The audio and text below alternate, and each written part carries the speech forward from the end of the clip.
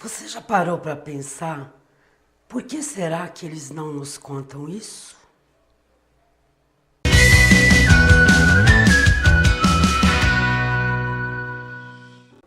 Hoje vamos conversar sobre os alunos surdos que nós, intérpretes educacionais, professores e interlocutores, encontramos ao longo da nossa jornada. São aqueles alunos surdos que, além de surdos, eles têm mais alguma necessidade especial. Porém, ninguém nos avisa disso, nem na atribuição, na diretoria de ensino, e tampouco na escola quando a gente leva a nossa documentação para iniciar o trabalho. Eu estou considerando que você vai pegar uma atribuição numa escola nova, não vai ser na mesma escola, numa escola que você não conhece, como acontece com a maioria dos professores interlocutores, dos intérpretes educacionais. Nem sempre a gente consegue continuar na mesma escola que a gente atuou no ano anterior.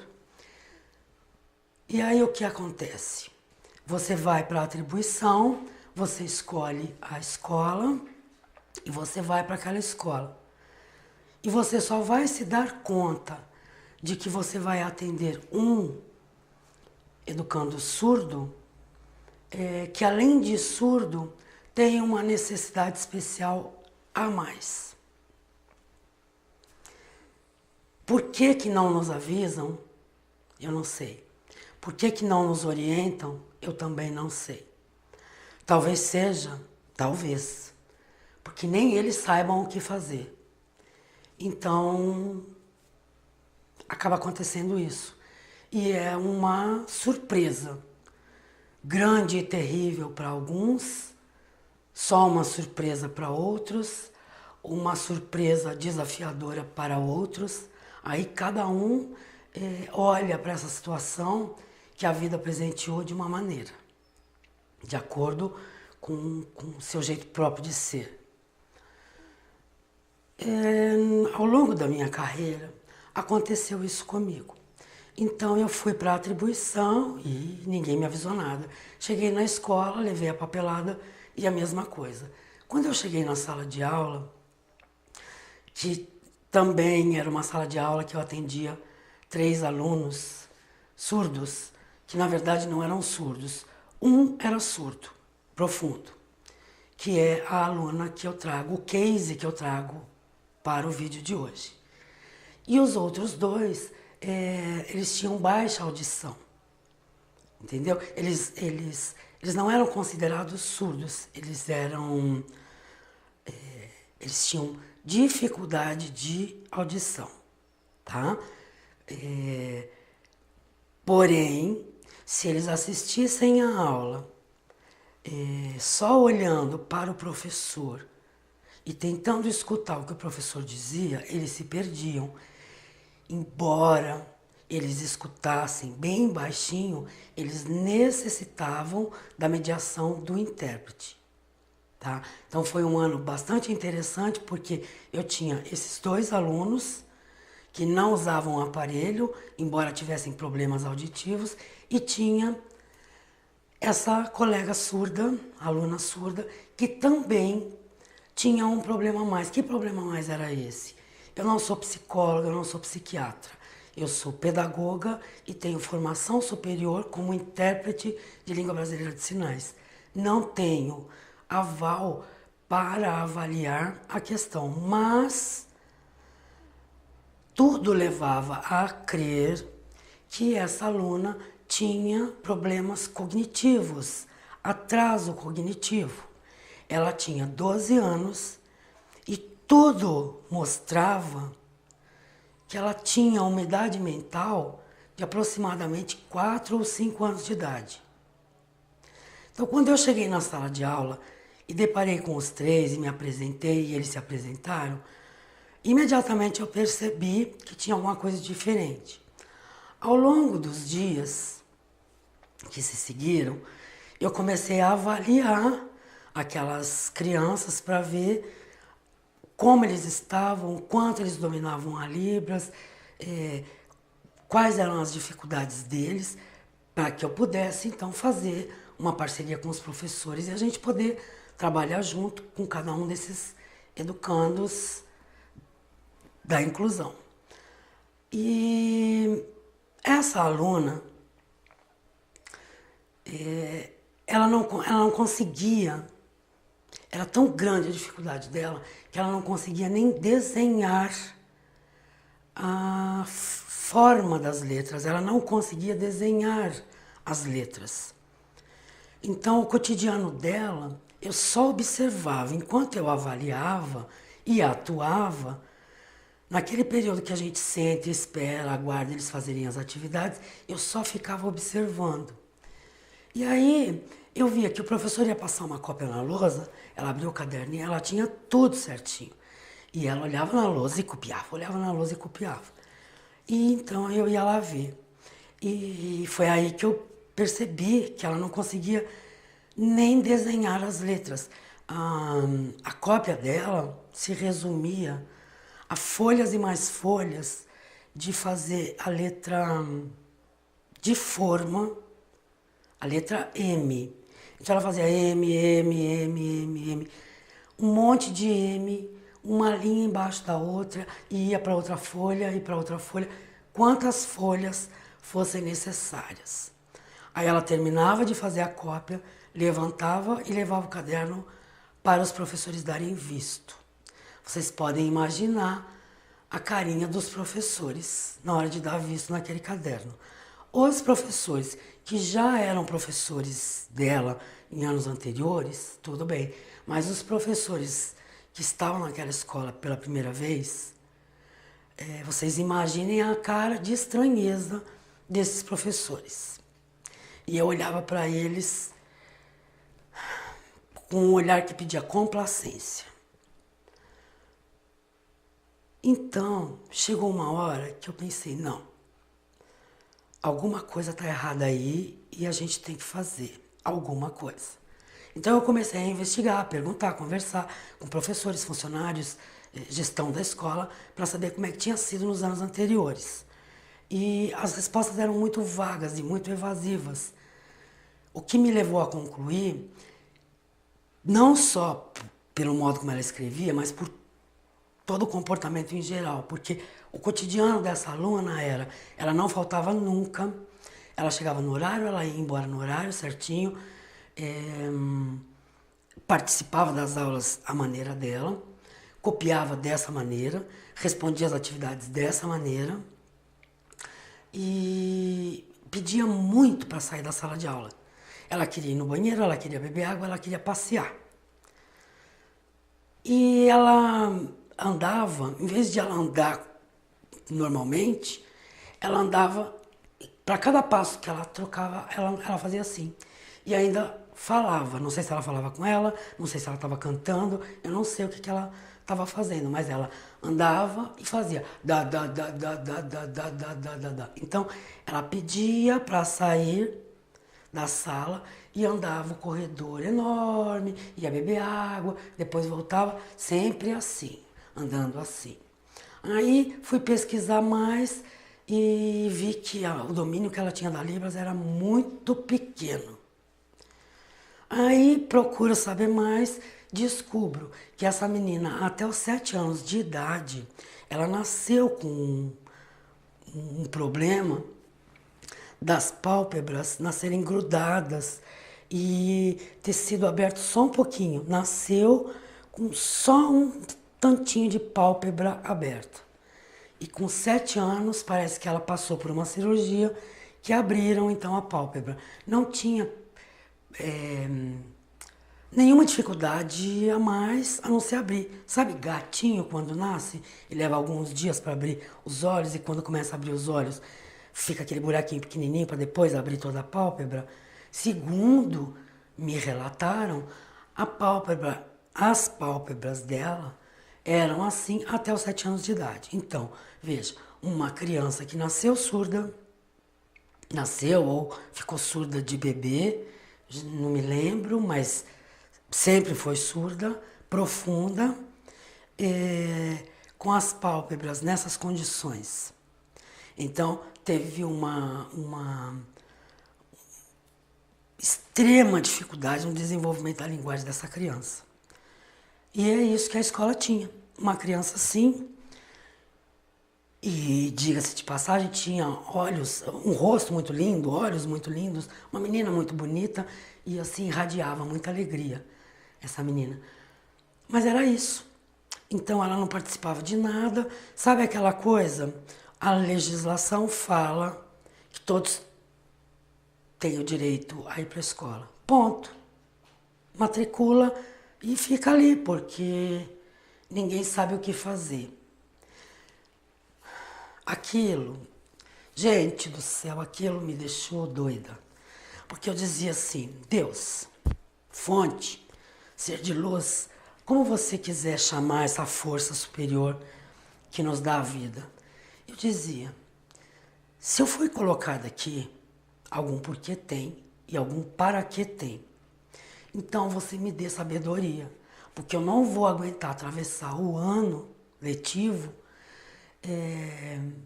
fingindo que essa aluna não existe, atendendo aos outros dois e deixando ela lá, passeando, indo beber água e indo ao banheiro o ano inteiro. Não é possível.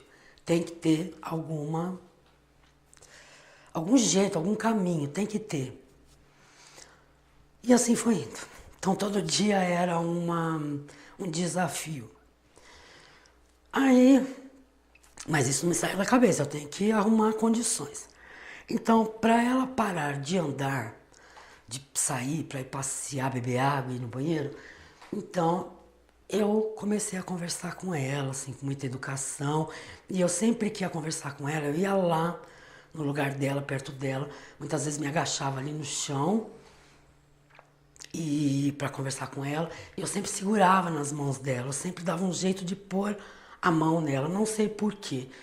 Mas a minha intuição pedia para que eu segurasse na mão dela, para que eu tocasse nela. Então assim eu fazia. Então, eu segurava na mão dela quando eu ia conversar com ela. Ai, colocava a mãozinha dela na carteira e então eu ia sinalizando. E eu dizia para ela, olha, você não pode sair, passear, pedir para ir no banheiro, pedir para beber água, porque você é um aluno como qualquer outro. A escola tem regras, os alunos têm que obedecer às regras e você também tem que obedecer às regras. Então, hoje vai ser o último dia que você vai ficar pedindo para sair para beber água, para ir no banheiro durante a aula. Você vai sair nos horários que são permitidos. E passei para ela os horários que eram permitidos. Aí expliquei. Se acontecer de você chegar na escola algum dia com algum problema de saúde, que você precise ir ao banheiro ou beber água, é diferente. Mas no dia a dia, acabou esse negócio, tá bom? Acabou. Se você pedir, eu vou falar pro professor. Que não é para deixar porque você é aluno igual aos outros. E ela então concordou com a cabecinha, com quem diz, foi mal o que eu fiz. E ela foi me obedecendo. Não assim de imediato. Levou alguns dias. E é como se ela me desafiasse. Quero ver quem pode mais. Se é a intérprete ou se sou eu. Coisa de criança. E assim, ela levantava a mão. E antes de eu dar a voz para ela, eu perguntava para ela: você vai pedir para ir no banheiro? Nem peça, porque eu vou falar pro professor não deixar você ir. Aí ela baixava a cabeça com que saco, ela adivinhou o que eu vou pedir. E assim foi indo.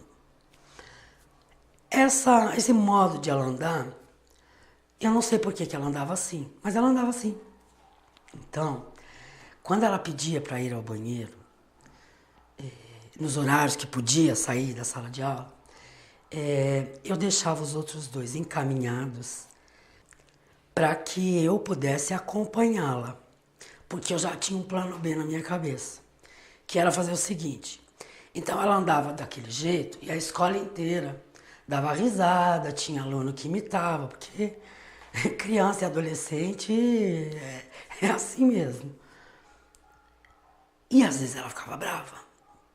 Então, o meu plano B era o seguinte: eu vou junto com ela E a sala de aula ficava assim num corredor grande. E a sala ficava aqui, era a última do corredor. E para ir beber água tinha que ir até a outra ponta do corredor, descer a escada para ir no bebedouro ou para ir no banheiro. Falei, nossa, tá para mim. Então eu dizia para ela assim, vamos juntas, igual mocinha, igual modelo de revista. E assim a gente fazia. Então eu punho aquela postura de modelo, eu punho um pé na frente do outro igual, ou tentava fazer, imitar, né, modelo profissional de passarela. E dizia pra ela, agora só vê, vamos junto. Então ia devagar e eu fazia, ela fazia, eu fazia, ela fazia. Aí a coisa foi evoluindo, ela gostou da brincadeira. E aí muitas vezes eu saía na frente e ela vinha atrás. Aí eu parava lá na frente, olhava para dar um ok para ela, um joinha. E assim foi indo. Foi indo, não que ela deixou completamente de andar assim, mas ela melhorou muito, tanto para ficar saindo da sala de aula, quanto para andar. E ela me via onde ela me visse. Ela já lembrava daquela postura de modelo e tentava fazer. E era muito divertido, porque na hora do café, os professores perguntavam o que eu estava fazendo e eu contava, né? Então eles apoiavam. E na hora que a gente passava no corredor, estava calor, normalmente as salas de aula estavam com as portas abertas. Então todo mundo via aquela micagem da aluna com a intérprete no corredor. Mas foi o que eu encontrei para ela diminuir essa postura, esse modo de andar. E teve bons resultados. Muito bem. Mas aí na sala de aula continuavam os problemas, porque era 12 anos de idade, sexta série, mudança de professores, de disciplinas. Nem todo mundo está disponível, está com tempo, está com cabeça, está com estrutura psicológica e acadêmica para encarar uma situação dessa. Então, a bucha ficava na minha mão. Ou eu largava ou eu dava continuidade. Então, o ano inteiro eu fazia isso. Eu atendia os três. E eu decidi que eu ia atender os três. Mas cada um precisava de um determinado tipo de atendimento. E essa menina de um modo especial. Como ela era muito agitada e muito dos conteúdos era muito para entrar na cabeça dela, o que é que eu fazia? Eu sempre gostei de usar acessórios, brinco, colar, pulseira, anéis, mas na hora de trabalhar, dentro da sala de aula, eu sempre tirava tudo. Então, haviam certas atividades que ela tinha que esperar eu dar o atendimento para os outros dois para depois poder atendê-la. E como ela tinha muita agitação, eu pensei, eu vou dar para ela cuidar dos meus acessórios. Então eu perguntei para ela, você quer cuidar para mim? Porque eu não posso usar, porque atrapalha. Então durante a aula eu preciso guardar. Você gostaria de cuidar para mim? Na hora ela adorou. Então, na hora que acontecia isso, de eu ter que dar um atendimento especial, se eu ainda não tivesse tirado os acessórios, era a hora de eu tirar. Se não, que normalmente eu fazia isso já logo no início da aula, do período letivo, né? Do período de aula, desculpa. Eu dava para ela. Então ela ia se distraindo com aquilo. Bom, o tempo foi passando e nada aquela criatura conseguir fazer outra coisa que não os M's.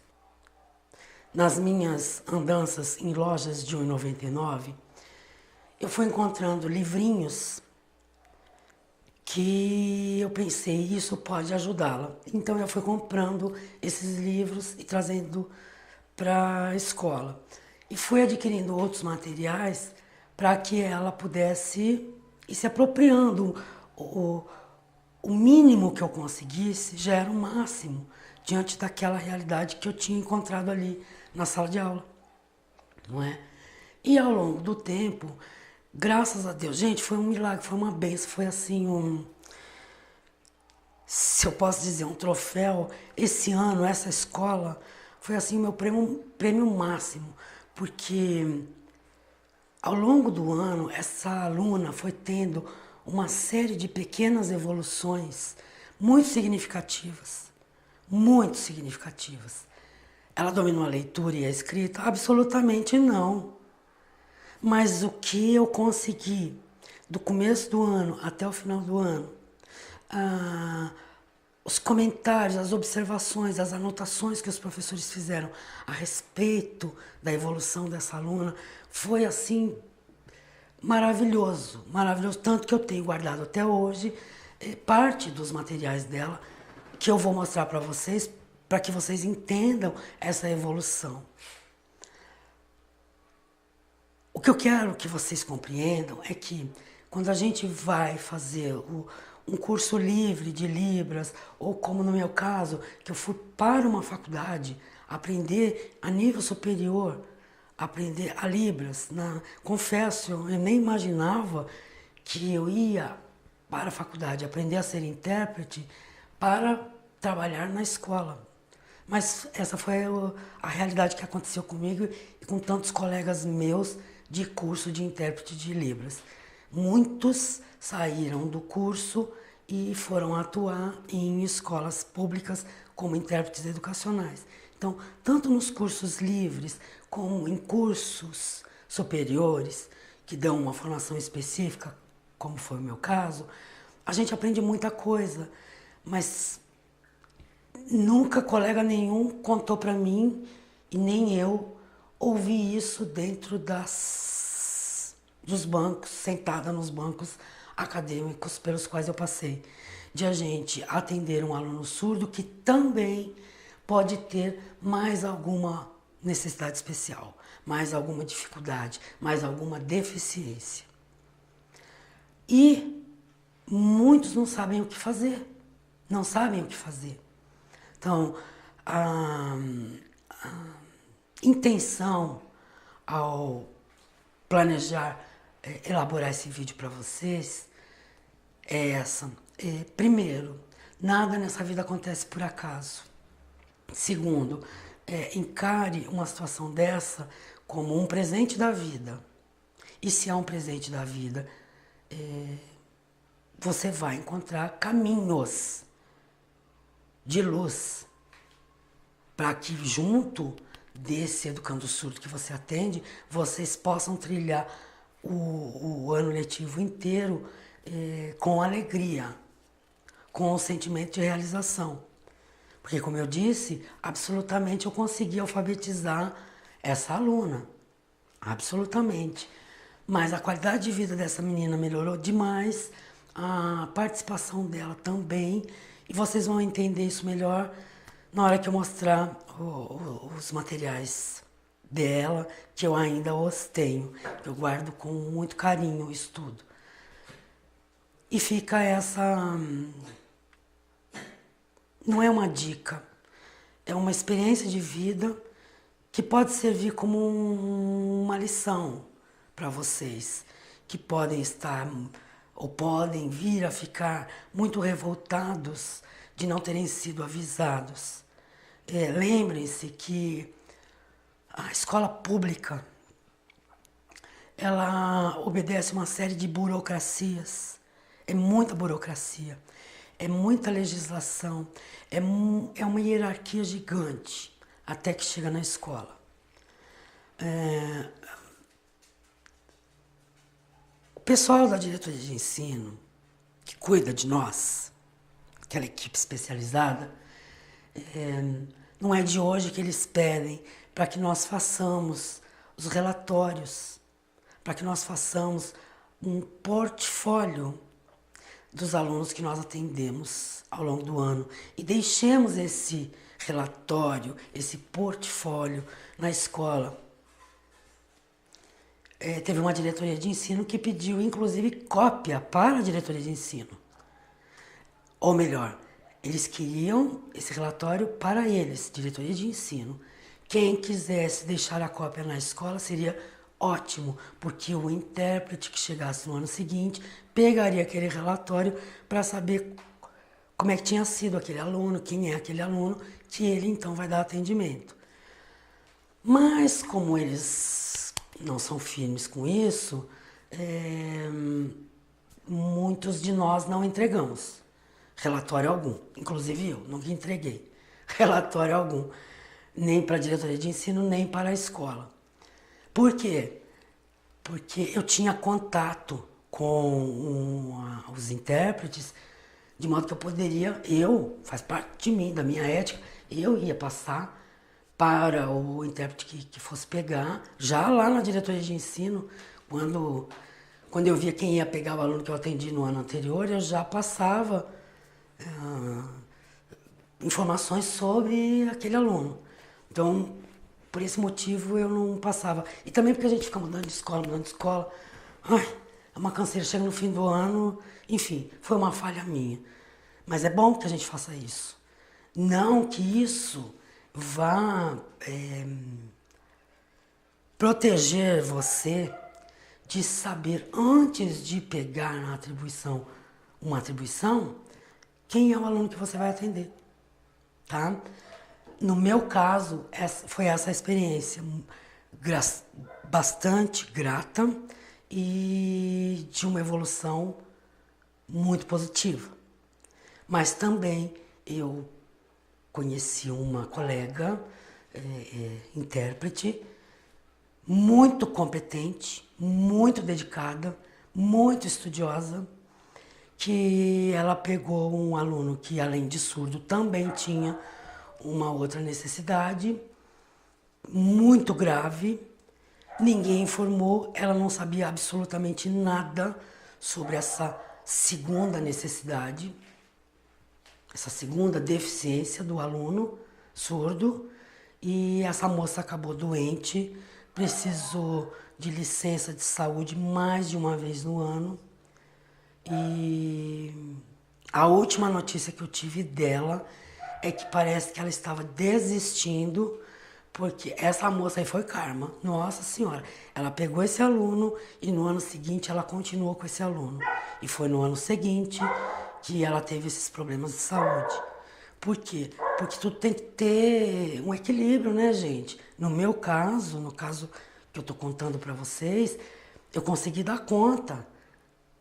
Graças a Deus, mas existem pessoas, alunos surdos, que portam uma outra deficiência que exige um atendimento especializado. E aí, o intérprete de Libras não faz a menor ideia de como é que dá o atendimento para aquilo.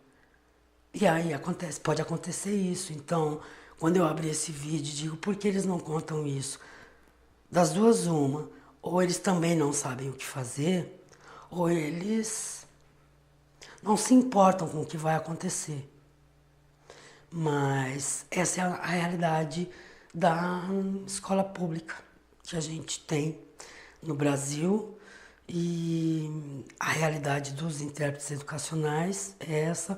A gente nunca sabe que aluno a gente vai pegar, salvo algumas exceções de uma cidade pequena, onde todo mundo conhece todo mundo, e agora temos as mídias sociais, onde a gente pode ter as informações, então já se fica sabendo, né, que a fulana atende um aluno assim, assim, assado. Então, no ano seguinte, se aquele aluno estiver disponível para atribuição, dependendo do que você já sabe, você nem vai querer pegar aquela escola, porque você já ouviu como é que é aquele aluno.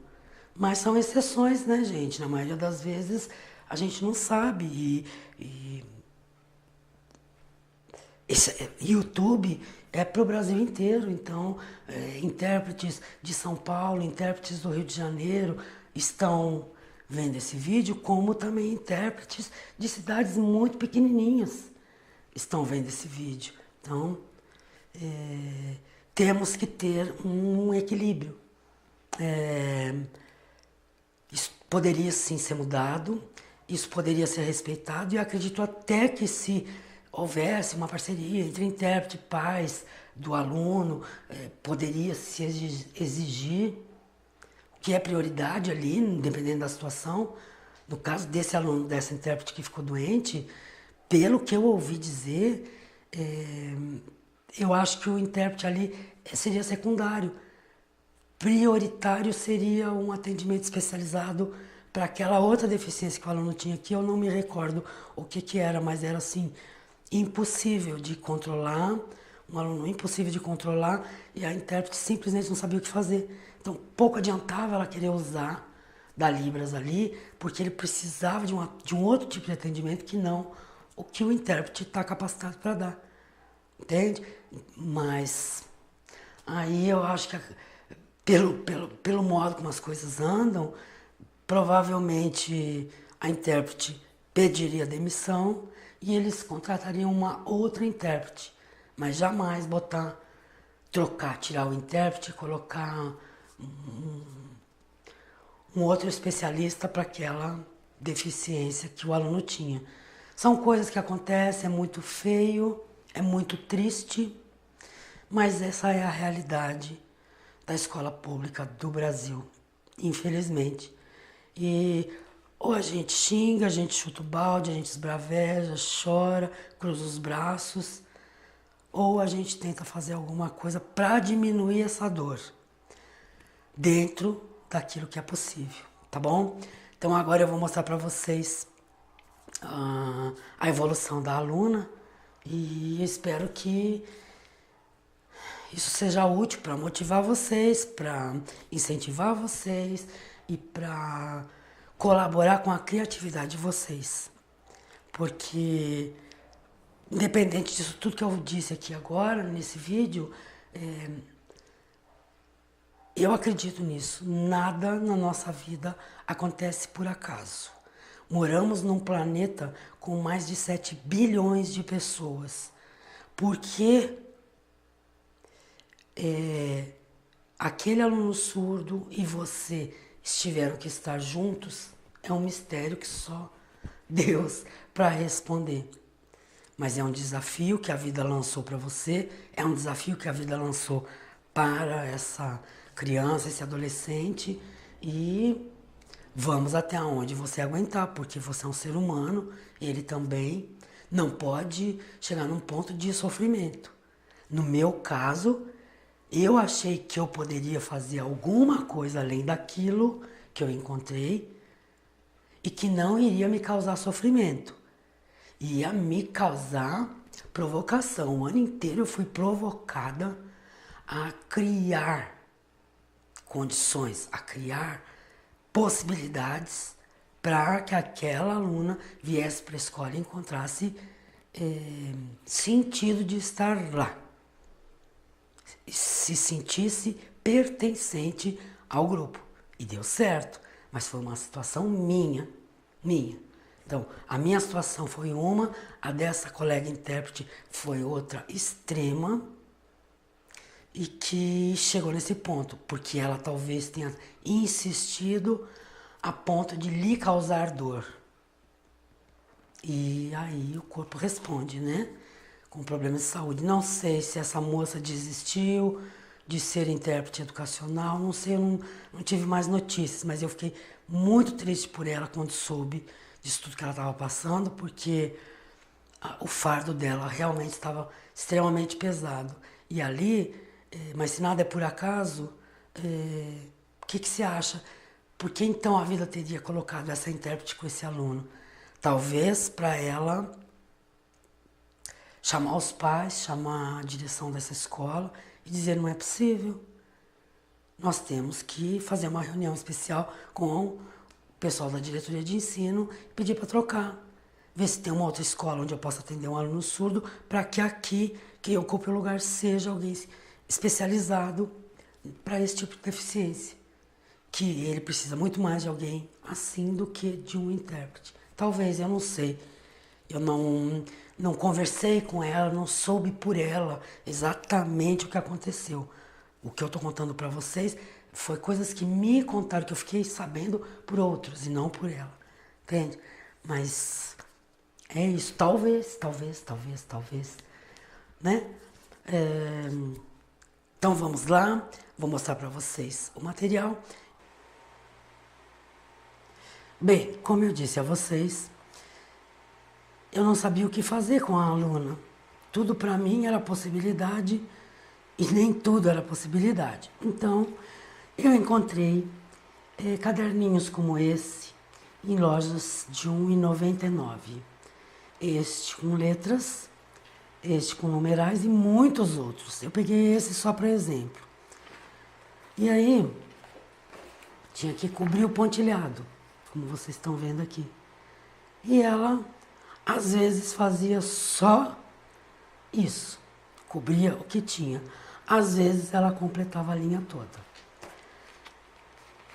E eu não forçava.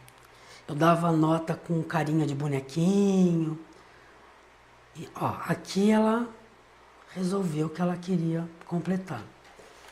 Aqui também. Tá? Então, ela fazia conforme ela queria, mas eu negociava com ela. Muita gente pode ser contrária, mas uma das negociações que eu fazia, como tinha muita dificuldade financeira, uma família de bastante limitação financeira, o que que eu e ela, eu via que ela via os coleguinhas comprando doce na cantina da escola e nem todo dia dividiam com ela, compartilhavam com ela. Embora as tias da cantina ficavam penalizadas e sempre deixavam escapar um doce. Mas aí eu pensei numa maneira mais digna de ela conseguir os doces sem ficar ali mendigando pelo doce. E aí, conforme eu dava as atividades para ela fazer, inicialmente ela fazia assim, eu deixava quieto. Depois, eu comecei a inventar caderninhos, né? Quadriculado para ela fazer, tentar fazer as letras dentro e passava a dar notas. E aí eu pensei numa maneira mais digna de ela conseguir os doces, que foi o seguinte: conforme as atividades que eu dava para ela, assim, para ela ir treinando a coordenação motora dela, se ela fizesse tudo bonitinho durante a semana, eu dava um dinheirinho para ela na sexta-feira, R$ 1, R$ 2, na época, né? Para ela gastar com doce na cantina. E ela topou. Então, na sexta-feira, ela chegava, antes de me falar oi, ela perguntava se eu tinha trazido o livro, o dinheiro. Aí eu mostrava o dinheirinho para ela e assim ia. E isso foi um estímulo, porque ela não precisava mais ficar encostada ali na cantina, mendigando por um doce. Ela trabalhava, fazia o trabalho proposto, dentro do que ela conseguia fazer, obviamente, e ganhava um dinheirinho para comprar doces. Pode ser que tenha gente que seja contrária a isso, mas é uma boa associação ao dinheiro, né? Se eu trabalho, eu ganho um dinheiro. Eu não preciso mendigar para ganhar dinheiro. Eu posso trabalhar e fazer as atividades propostas. Era uma maneira de ela trabalhar para ela mesma, se mostrar capaz, competente de se superar e de conseguir o dinheirinho. Gente, vocês desculpem, a câmera está balançando, porque ela está fixada numa molinha aqui, está batendo um ventinho pela janela e esse ventinho está fazendo ela balançar, tá? Me desculpem. Bem, enfim, nós conseguimos esse progresso que ela fez, essas atividades. Aí, ao longo do ano, os desenhos, todos os desenhos que pedia para pintar, ao invés dela fazer o contorno e pintar dentro bonitinho, como a gente está vendo aqui, ela simplesmente pintava assim de qualquer jeito. Ela rabiscava com qualquer cor de lápis de cor. Ela não tinha uma distinção. Então, se ela achasse que tinha que pintar o sol de verde, ela pegava o lápis de cor, pintava tudinho assim de verde, sem respeitar os limites das gravuras. Tinha uma professora que toda semana trazia uma revistinha que a professora ganhava não sei aonde. Ela trazia para os alunos e a revistinha tinha uma série de atividades para fazer. E dentre as atividades tinha pintura. Então, respeitando os limites dessa aluna, eu pegava alguma atividade de pintura para ela ir pintando e eu sentava ali na maior paciência e tentava ensinar ela a contornar, né, a fazer associação de cor, como por exemplo o sol, a água, né, usar o amarelo, o azul. E foi um árduo trabalho, até que, acreditem vocês ou não, esse aqui é dela, eu guardei dela. Olha que graça, que milagre. maravilhoso que aconteceu. Isso foi no final de junho que ela fez. Ela contornou sozinha e aqui ela já estava atrevida. Ela não quis mais usar o lápis de cor. Ela usou canetinha hidrográfica. Aqui. Olha que graça. É ou não é um avanço, gente? Árduo trabalho. Aí, nesse mesmo mês de junho, era ano da Copa do Mundo, se eu não me engano.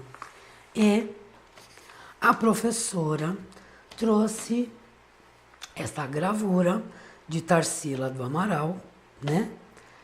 Para que os alunos fizessem uma releitura. Aí, um aluno muito criativo, por ser ano da Copa do Mundo, na releitura que ele fez e que o resto da classe toda copiou, ele substituiu esse cacto por uma trave de gol de futebol, de campo de futebol, ok?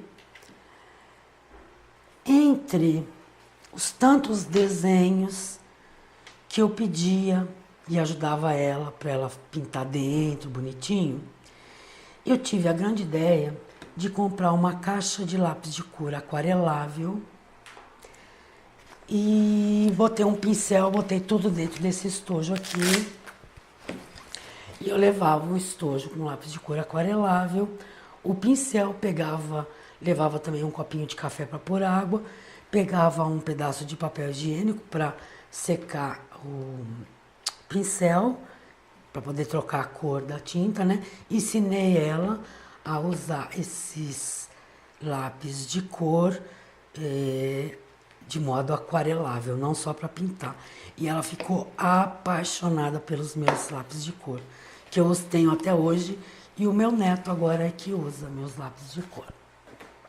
Então, ela foi ganhando confiança, foi usando meu lápis de cor, canetinha hidrográfica, veio esta releitura desta obra de Tarsila do Amaral.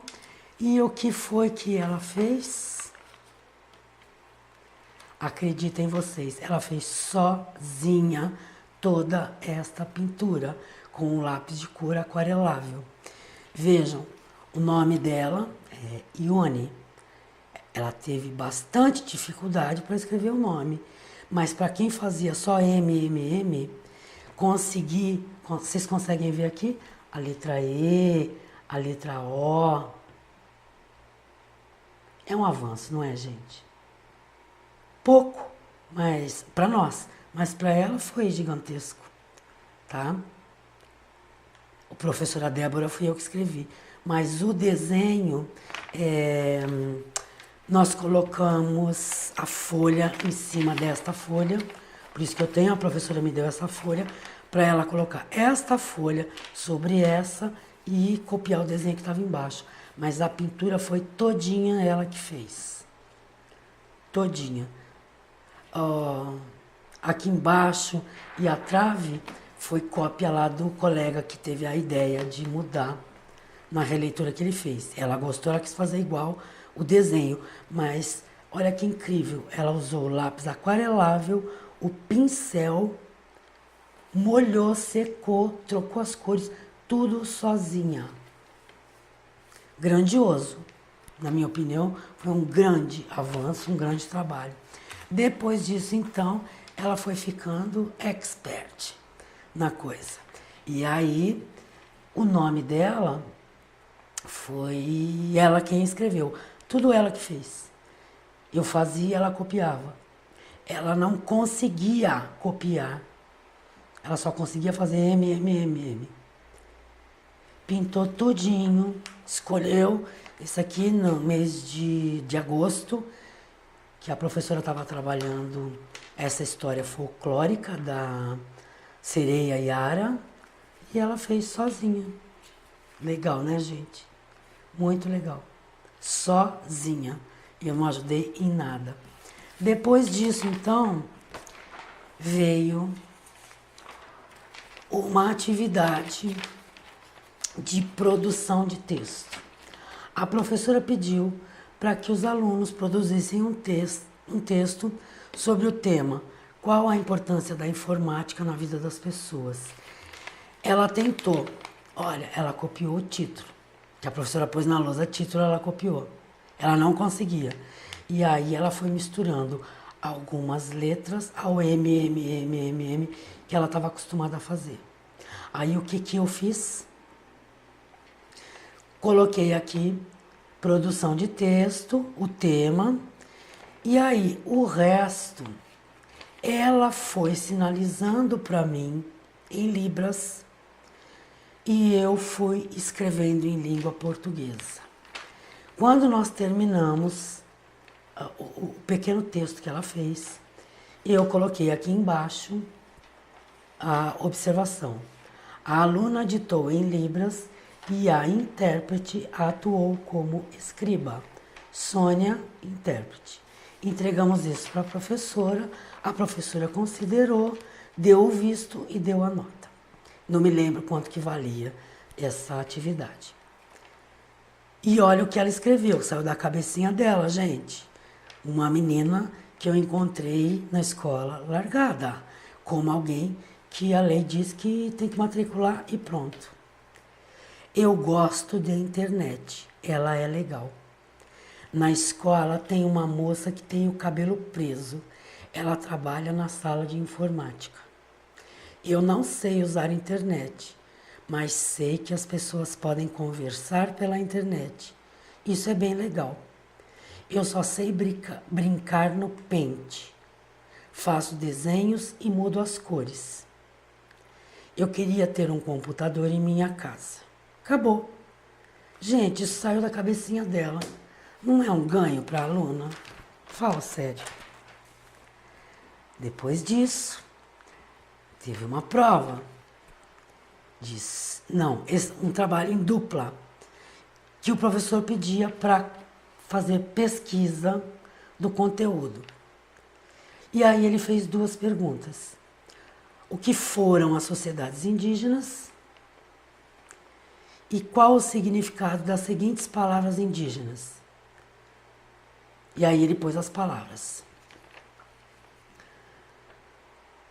Lugares, objetos, alimentos, rios, nomes, animais, deixa eu ver se tem mais, comidas e curiosidades. Bem, deixa eu situar vocês. Nessa época eu trabalhava na cidade de Piracicaba e isso aqui era uma disciplina de história. E para quem não sabe, a cidade de Piracicaba, dentro do estado de São Paulo, fica essa cidade, tem um rio maravilhoso que leva o mesmo nome, Rio Piracicaba, tá bom? E é um rio que as pessoas respeitam muito, é um rio que faz parte da vida dos piracicabanos, do cotidiano dos piracicabanos, tem muitos eventos culturais em torno desse rio, tá? Então é um rio muito vivo e muito vívido na vida dos piracicabanos, ok? Então o professor de história havia trabalhado sobre sociedades indígenas, sobre a cultura indígena, e aí então ele deu essa atividade. Era uma aluna que não tinha domínio nem da leitura nem da escrita, e neste caso ela decidiu fazer a prova como ela sabia. Então eu pedi para ela escrever, fazer um desenho de algum objeto indígena. Ela fez o tijolo. Eu escrevi para ela tijolo. E olha lá, ela tentou escrever tijolo, tijo. Ai, gente, que legal. Aqui é uma peneira. Ela fez sozinha. Alimentos, ela fez a mandioca e eu escrevi ao lado. Rios, olha o rio que ela desenhou. As margens e o rio. E aí eu escrevi ao lado o nome do rio que ela disse, que era o Rio Piracicaba. Um nome, olha gente, olha isso. Ela fez a carinha da boneca, aí ela pediu para apagar e ela pediu para que eu escrevesse para ela copiar o nome da Iara, porque tínhamos trabalhado na disciplina de língua portuguesa a personagem Iara, do folclore. Ela lembrou e ela quis colocar Iara aqui. Animais, ela desenhou e eu não escrevi o que, talvez seja um macaquinho, não sei, mas ela fez um animal aqui. Depois, nas comidas, ela fez a pipoca e nas curiosidades, só Jesus para saber o que é isso, porque eu não escrevi. Veja, o professor recebeu a atividade, considerou, deu a nota e escreveu aqui, ó, parabéns, muito progresso, o nome do professor e a data. Essa atividade foi feita em setembro.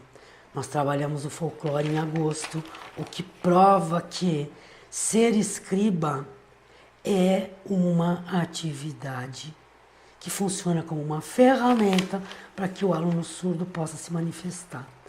Ela fez ou não fez a atividade proposta, gente? Eu acho que fez. Esse mesmo professor, no final do mês de setembro, deu uma outra atividade, uma avaliação bimestral. Mesma coisa. Ele fez as perguntas e ela respondeu. Então, eu copiei as perguntas, li, traduzi para ela e ela então foi respondendo. Pergunta 1. Como você explica a alimentação indígena? Ela respondeu. Milho, oh meu Deus, a câmera, laranja, banana. Ela deu exemplos de alimentos que os índios consumiam. Pergunta 2. Quais eram as características dos tupis-guaranis? Ela não soube responder as características, mas ela entendeu que se tratava de índio. E então ela desenhou um índio. Pergunta 3. Como era a religião dos índios? E ela respondeu. Resposta 3. Ela fez um índio orando. E eu escrevi, índio orando. Pergunta 4. Como era a sociedade indígena? E ela respondeu, desenhando uma aldeia indígena. Resposta 4. Ela desenhou um índio e aí as ocas e um índio na rede. Olha que atrevida, gente. Ela fez um índio na rede. Deixa eu ver se essa câmera para de balançar. Aqui, ó. É a rede, o índio na rede. Incrível, incrível. Pergunta 5. No seu entender, explica a diferença das moradias de hoje e as moradias dos índios. E aqui, ela fez isso. A casa da Ione e a casa do índio. A casa da Ione tem porta, tem telhado, e a casa do índio não tem telhado, ela fez mais retinho, veja a diferença. É a oca. O professor considerou, corrigiu, e olha a nota que ela ganhou. Nota 10. Parabéns. Gente, isso aqui foi um uau, um uau. Então, por que eu estou mostrando isso? Primeiro, para provar que o aluno surdo é capaz, sim. Consegue, sim.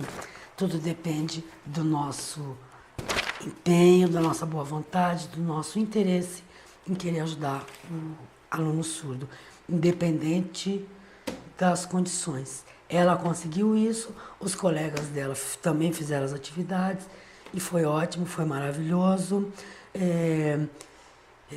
Ganhou um passeio, levei ela para passear no shopping, fomos passear na passarela na Ponte Pêncil do Rio Piracicaba, foi um dia maravilhoso, muito divertido. Então, isto aqui, para mim, enquanto intérprete educacional, enquanto uma educadora, fez toda a diferença na minha vida. Valeu a pena cada lágrima que eu derrubei lá atrás, nas dificuldades que eu tive, valeu a pena pelas lágrimas que eu ainda ia derramar nos anos que iam vir. Acho que é por isso que eu guardo tudo isso aqui como uma preciosidade, porque, gente, nunca olhem para um educando surdo que vocês recebem, que a vida presenteia a vocês e que tenha mais alguma necessidade especial, mais alguma deficiência, como no caso dessa aluna, e que vocês achem que é um caso perdido e que façam com que esse aluno atravesse o ano letivo inteirinho, simplesmente ocupando um lugar na carteira, andando pela escola, querendo buscar o que fazer para preencher o vazio dos seus dias. Esta aluna trabalhou pra caramba o ano inteiro. Claro, a parte de como ela conseguia, mas ela fez, ela conseguiu. E foi considerada as atividades que ela fez. Aqui em História, aqui em Língua Portuguesa, aqui em Arte. Também teve, que não guardei, infelizmente, perdi ou me desfiz, não sei. Teve disciplina, né, atividades de Geografia e das demais disciplinas. Tá? Então, gente, vale muitíssimo a pena vocês acreditarem que vocês são capazes, que vocês vão conseguir e que o Educando Surdo também. Acreditem, tenham fé e façam o possível de vocês, usem a criatividade para vocês também terem na vida de vocês a grande felicidade que eu tive. Que olha, gente, não teve lágrima e sorriso que me continha quando eu via cada uma dessas atividades acontecerem com a minha querida e linda Ione, tá bom? Obrigada, desculpa pelo vídeo comprido que ficou, mas eu tenho que compartilhar isso porque ninguém compartilha, ninguém reclama, ninguém sugere. E tá aqui as minhas sugestões para animar você a ficar doidinho e fazer coisas maravilhosas aí, tá bom? Obrigado por você ter ficado comigo até aqui. Espero que você tenha curtido esse vídeo, o mais legal de todos, que me despertou muitas emoções muito legais, lembranças muito positivas. E a gente se encontra no próximo vídeo. Mas, ó, por favor, antes de ir embora, não esquece de deixar o seu joinha e de deixar aí nos comentários as suas sugestões, tá bom? Obrigado, até lá.